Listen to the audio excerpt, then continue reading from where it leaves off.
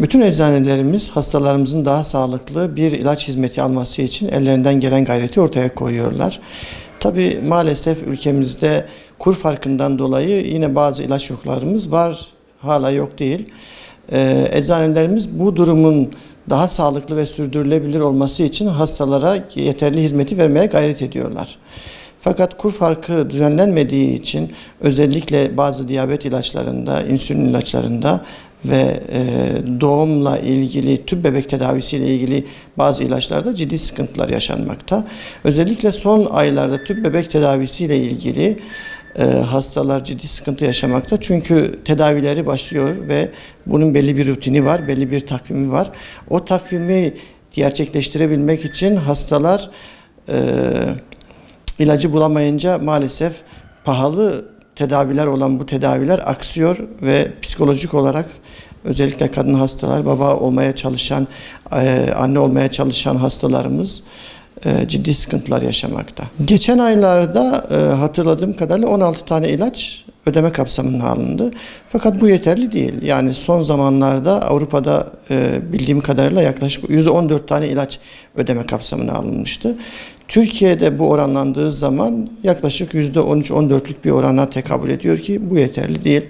Avrupa'daki hastalar daha sağlıklı ve daha konforlu bir şekilde yaşama şansına erişirken Türkiye'deki hastaların buna erişemiyor olması ciddi bir sıkıntıdır tabii.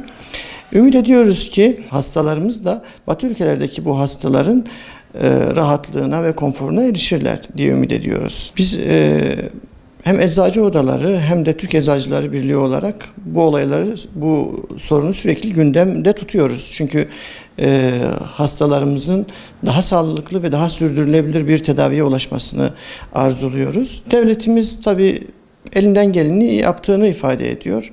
Ama ümit ediyorum ki daha sağlıklı bir sonuca erer zamanla. Fakat şu bir gerçek ki, yani gözden kaçırılmaması gereken bir gerçek var ki yeterli düzeyde değil. Eskiden ciddi sıkıntı yaşıyorduk aslında hastalarımızla.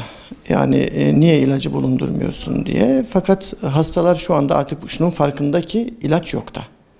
İlacın yokta olmasından dolayı hastalardan gelen tepkiler eskisine oranla biraz daha düşük. Fakat biz eczaneler bize bir hasta geldiği zaman hastayı bir şekilde ilaçsız bırakmamaya çalışıyoruz. Kendi eczanemizde yoksa önce çevremizdeki eş dost arkadaşlarımız, eczacı arkadaşlarımıza iletiyoruz reçeteleri. Eğer orada da yoksa il geneline bazı gruplarımız var. Orada yazıyoruz. Orada da bulamazsak bazı şehir dışındaki arkadaşlarımıza iletmeye çalışıyoruz. Hastayı ilaçsız bırakmamaya çalışıyor. Hastanın ilacını temin etmeye gayret gösteriyoruz ki hasta ilaçsız kalmasın, tedavisi aksamasın. Bu çerçevede eczacılar ciddi bir tampon görevi görüyorlar aslında.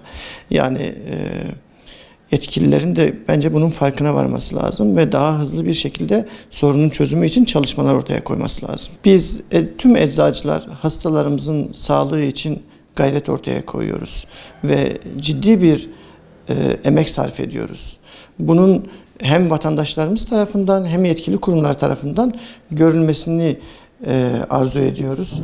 Biz çalışmalarımıza devam edeceğiz. Hiçbir maddi kaygı gütmeden çalışmalarımıza devam edeceğiz. Emek ortaya koymaya devam edeceğiz. Bütün hastalarımız en sağlıklı ve en konforlu bir şekilde tedavi hakkına sahiptir. Bunun gerçekleşmesi için tüm yetkili kurumları daha fazla gayret göstermeye davet ediyorum.